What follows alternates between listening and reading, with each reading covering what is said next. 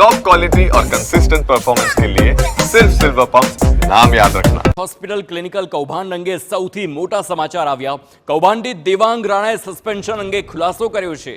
નાણાકીય ગેરરીતિ કે ગેરવર્તણૂક મેં આચરી નથી તેમ દેવાંગ રાણાનું જણાવવું છે। દેવાંગ રાણાએ લેખિત ખુલાસામાં કર્યો પોતાનો બચાવ। NHL મેડિકલ કોલેજના ડીનની મંજૂરીથી કામગીરી કરી છે। VS હોસ્પિટલના સુપ્રિન્ટેન્ડન્ટની મંજૂરીથી કામગીરી કરી છે। નાણાકીય વ્યવહારોની કામગીરીની જવાબદારી મારી નથી। તમામ ટ્રાયલની માહિતી વિગતવાર આપી છે। DCGIના નિયમ મુજબ તમામ ટ્રાયલ થયા છે આ રાણાનું જણાવવું છે।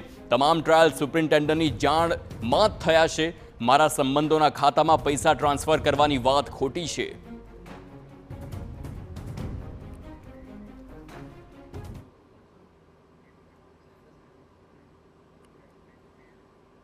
તો આખા મામલામાં સંવાદદાતા જિગ્નેશ પટેલ સાથે ખાસ વાત કરીશું। જિગ્નેશ, હવે જે પ્રમાણે દેવાંગ રાણાનું પોતાનું એક નિવેદન સામે આવ્યું છે, ગઈકાલે તેમની પર આક્ષેપ થયા હતા, સુપ્રિન્ટેન્ડન્ટે પણ અનેક વાત કહી હતી, હવે આગળ શું પ્રોસિજર થશે અને ખાસ કરીને દેવાંગ રાણા શું કહી રહ્યા છે તેને લઈને વધુ ખુલાસો?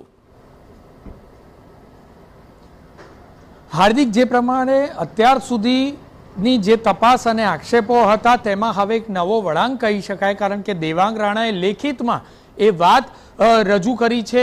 AMC મેટને તેમજ મ્યુનિસિપલ કમિશનરને એ વાતની રજૂઆત કરવામાં આવી છે કે તેમણે જે પણ કામગીરી કરી છે તે તમામ કામગીરી પરવાનગી લઈને જ કરી છે। મ્યુનિસિપલ કમિશનર, સુપ્રિન્ટેન્ડન્ટ અને ડીનની પરવાનગી ભૂતકાળમાં લીધા બાદ જ તમામ તપાસ કરવામાં આવી હતી, તમામ પરીક્ષણ કરવામાં આવ્યા હતા। VS હોસ્પિટલમાં જે કોઈ પણ દર્દીઓ પણ પરીક્ષણ કરવામાં આવ્યા હતા તેમાં કોઈ પણ પ્રકારની ગેરરીતિ તેમના લેવલે કરવામાં આવી નથી। જે પણ નાણાકીય વ્યવહારો થયા છે તે બાબતે પણ તેઓએ સ્પષ્ટતા કરી છે કે તેમણે પોતે કોઈ પણ પ્રકારનું કૌભાંડ આચર્યું નથી। અત્યાર સુધી સુપ્રિન્ટેન્ડન્ટ હોય કે પછી ડીન હોય કે ડેપ્યુટી મ્યુનિસિપલ કમિશનર હોય કે જેમના દ્વારા પ્રેસ કોન્ફરન્સમાં કહેવામાં આવ્યું હતું કે કમિટી ઇલીગલ હતી, એટલે કે ગેરકાયદેસર રીતે કમિટી બનાવવામાં આવી હતી અને પૈસાની ઉચાપત કરવામાં આવી હતી।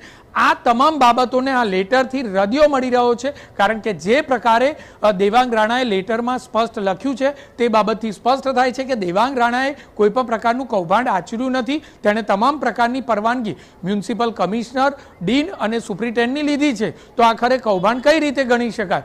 જે વાત હવે નાણાકીય ઉચાપતની છે તો આખરે તે કોણે કરી અને કેવી રીતે કરી છે તે એક તપાસનો વિષય બની રહ્યો છે। અને સૌથી મહત્વની બાબત કે જે પ્રકારે લેટરમાં લખવામાં આવ્યું છે કે NHL મેડિકલ કોલેજના ડીન અને VSના સુપ્રિન્ટેન્ડન્ટ દ્વારા જે કોઈ કામગીરી થઈ તેની તમામે તમામ માહિતી તેમને સમય પર આપવામાં આવતી હતી। અને આ ઉપરાંત AMC મેટની અંડરમાં આવતી જે હોસ્પિટલો છે તે LG હોસ્પિટલ હોય, શારદાબેન હોસ્પિટલ હોય કે પછી SVP હોસ્પિટલ હોય, આ તમામ માટે જે AMC મેટની SOP છે તે SOP આટલી હોસ્પિટલ પૂરતી જ લાગુ પડતી હોય છે। VS હોસ્પિટલને એક અલગ બોડી બનાવી દેવામાં આવી છે અને એટલા માટે જ કોઈ પણ પ્રકારના નીતિ નિયમ VS હોસ્પિટલને NHL મેટના એટલે કે AMC મેટના કોઈ પણ પ્રકારના નીતિ નિયમો લાગુ પડે નહીં અને એટલા માટે જ આ સમગ્ર બોડી હતી તે મ્યુનિસિપલ કમિશનર, ડીન અને સુપ્રિન્ટેન્ડન્ટની મંજૂરીથી